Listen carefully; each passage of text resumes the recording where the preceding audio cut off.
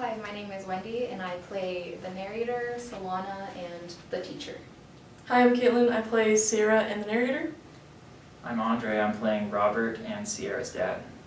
I'm Emily. I'm playing a teacher and Sierra's mom. There are many relevant themes communicated in the short story Sugar Babies from Sabrina and Karina by Callie Fajardo Anstein. The common threads of familial abandonment, cultural amnesia, and grief are prevalent throughout this course, the short story, and the world we live in. Each of you will be assigned a sugar baby as part of our home economics course.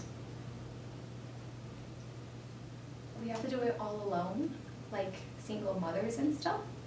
But the DNA test says I'm not the father. Shh. They said we have to name it. No, you name it. What about Miranda? That was my grandmother's name. Name it whatever. After your family, after your entire family. Hey Dad, is that Mom leaving over there? Why do people leave? That is her. Sometimes a person's happiness can make them forget that they're part of something bigger. Something like a family or people, even a tribe. Throughout the story, we come to understand Sierra coping with abandonment of her mother. On page 8, Sierra says when referring to her mother. But over time, that urge to be with her, to tell her things, to be a part of her went away, just like she always did. Sierra finds it difficult to let people in, extend trust, and even openly show kindness because of her mother's abandonment. On page 16, Sierra admits everything was terrifyingly silent, and thought about how quiet the world could sound, and how when I stood beside my mother for a moment, I was afraid when she left me on the hillside, stranded forever. Current events regarding abandonment range from children left in cars, rural areas, and even dumpsters, where they were left to fend for themselves, which always has either fatal or traumatic consequences. She cried all night. How could she cry? She's only sugar. Was fighting those dead people scary? Not scary, just weird. We've lived our whole lives here, and no one knew about all this old stuff in the ground. Everything is old here.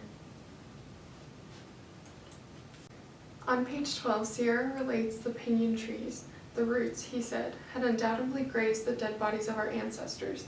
I used to play in the shade of those pinyons, cracking their nuts with 2 rocks held firmly in my hands. I didn't swallow them, though. I was afraid of letting any amount of death work its way into me. Sierra is disconnected from her past as she views her ancestors as a symbol of death and fragility, rather than a source of strength or inspiration that many people regard their ancestors as.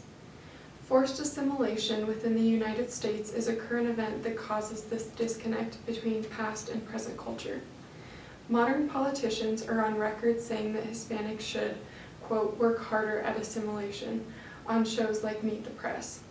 Additionally, Duke University is being criticized because of emails implying that Chinese students seen speaking Chinese will face discrimination if they interview for an internship or a master's program. Xerophthalmia is one of the childhood diseases your babies could get. It is a deficiency that makes it so that a person can't produce tears. I wish you would have that disease so you'd stop complaining.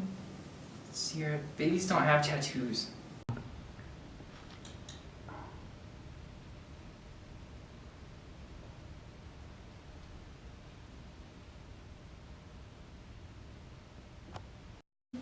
Go. It's Miranda. She's dead. Sugar babies can't die, moron. We pulled diseases out of a hat today. She got SIDS. I know what SIDS is. What are we supposed to do now? Throw her away? But we can't. It's Miranda. I have an idea. We see Sierra going through the grieving process after she lets her mother back in, only to experience relief once again. When Sierra sees that her mother is gone, she tells her father that she is sick and stays home from school. On page 22, she describes, I spent most of the day in bed with Miranda cupped in my arms. We listened to the radio perched on my windowsill. The country songs my mother had liked filled the small bedroom, and every now and then I'd lean over Miranda, close to my chest, and feel like crying. Grief is something that anyone experiences at varying degrees during their lives.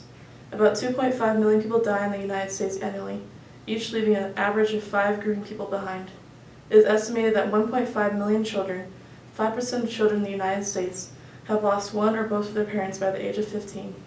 If not properly dealt with, grief, especially childhood grief, can have lasting effects that span over a lifetime.